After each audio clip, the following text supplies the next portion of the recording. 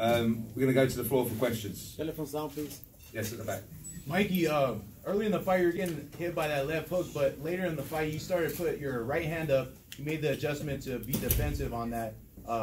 Talk about the adjustments you made in the fight.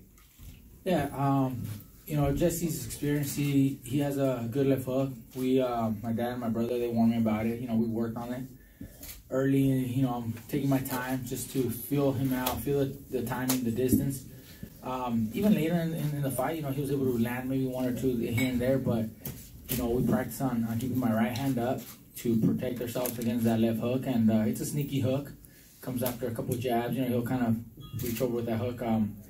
It's one of his better punches, but I was able to, like I said, make those adjustments because we practiced in the ring, in the gym.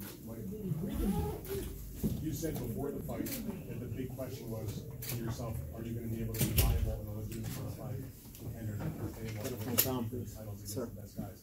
You went 12 rounds with Jessie Vargas, you won pretty handily. What is your assessment of the answer to that question?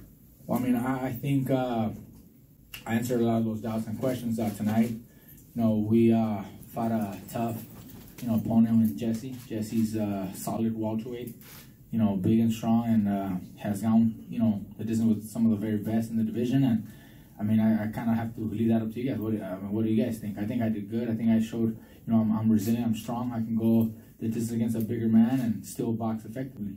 So how do you think now that you had the fight with Errol, obviously did not go well, had this fight went very well, I would say their talent level is like, you know, maybe Jesse's a notch below. So now you look ahead to Pacquiao, you know, somebody else in the weight class. Yeah, like I said, I think I performed very well, and I was able to overcome those size disadvantages early on to show that I can be a solid welterweight.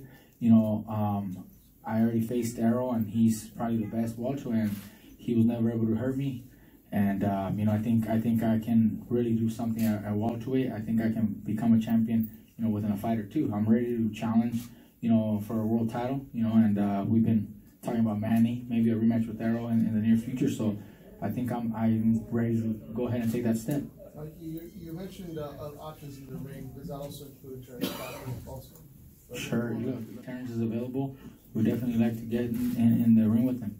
I think the bigger fights there, everybody would love to see me and Manny. So that's the fight that I would love to entertain. But I'm available, and I'm game to fight anybody. I ain't gonna run from anybody. I ain't gonna just fight opponents. I'm gonna fight the champions, and he's one of the champions also.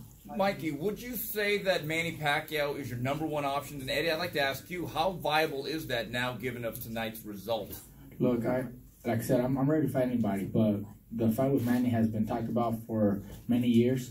You know, it's been brought up, you know, here and there, and I think after tonight's performance, I think they'll consider that a great matchup. I think the fans and all of you guys would consider that probably the #1 fight for me. I love it. I love the idea of fighting Manny. You know, and you know, I think it's the perfect matchup for my next fight. Eddie, Mikey, do you think your best relationship with Top Rank and how that would that be a problem in making the fight with Crawford? Do you think there'd be an issue? I'm just ready to get in the ring, and I mean, it seems like, you know, when both fighters want to get in the ring, and you know the promotions, the networks, everything is able to work together, I think anything can happen. You know, sometimes we have to put aside, you know, differences in order for the fans to enjoy the right fight. Eddie, can you answer that? How viable is a Pacquiao Mikey Garcia fight for Saudi Arabia in the summer? That's what my attention is going to be turned to over the next couple of weeks, is trying to put a deal together for Mikey that he's happy with to take that fight, and to try and make sure that Manny Pacquiao's in for that fight. I think he's probably one of the best fights in boxing. You know, Mikey made me chase him around for 2 years. We worked together for the first time. I feel like we've been out on our first date, and I really enjoyed it. But you know, he didn't. We're not officially dating yet, so I want to make sure that I can go maybe for another dinner. So that's what I'm going to be trying to be doing. I'm going to be making sure that we put together a very attractive proposition for him moving forward. And you know, DAZN loved working with him. We loved working with him. You know, we saw a huge crowd in here tonight, and I really feel that Manny Pacquiao against Mikey Garcia is just a monstrous fight. Mikey.